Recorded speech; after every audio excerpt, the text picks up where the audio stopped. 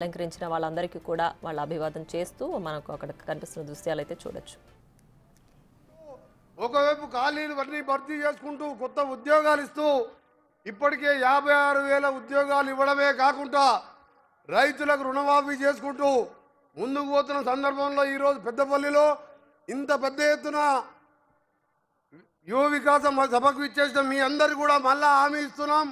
గౌరవ ముఖ్యమంత్రి రేవంత్ రెడ్డి గారి నాయకత్వంలో మీ జిల్లా మంత్రి మా ప్రియమిత్రుడు శ్రీధర్ బాబు గారి నాయకత్వంలో ఈ ప్రాంతాల్లో అభివృద్ధి చెందడమే కాదు, ఇక్కడ ఎమ్మెల్యే విజయ రమణారావు గారిని, పొన్నం ప్రభాకర్ గారు కానీ, రాజ్ ఠాకూర్ గారు కానీ, జీవన్ రెడ్డి గారు కానీ ఇంకా అందరం మంత్రులం తెలంగాణ రాష్ట్ర అభివృద్ధికి ఏదైతే తెలంగాణ సోనియా గాంధీ 4 కోట్ల మంది కోసం ఆ రోజు కాంగ్రెస్ పార్టీలో ఉండి కొట్లాడి తెలంగాణ మనం తెచ్చిన తప్ప ఎవరు తెలంగాణ ఒకవైపు టీఆర్ఎస్ వాళ్ళు అంటారు మా కేసీఆర్ గారు సావు నోట్లో పెట్టి తలకాయ పెట్టి తెలంగాణ తెచ్చిండని.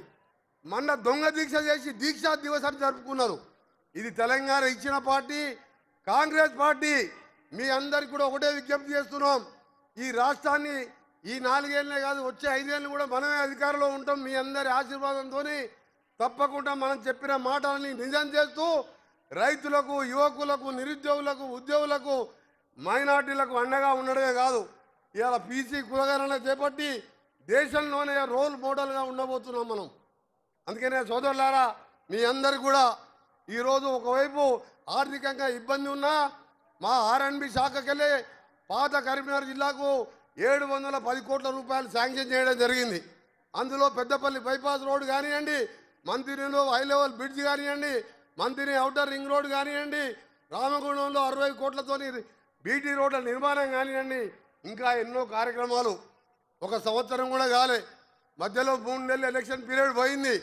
ఇవాళ అందుకనే ఇష్టం ఉన్నట్టు ప్రతిపక్షాలు వాళ్ళని పట్టించుకునే అవసరం లేదు. తప్పకుండా మీ అందరి ఆశీర్వాదంతో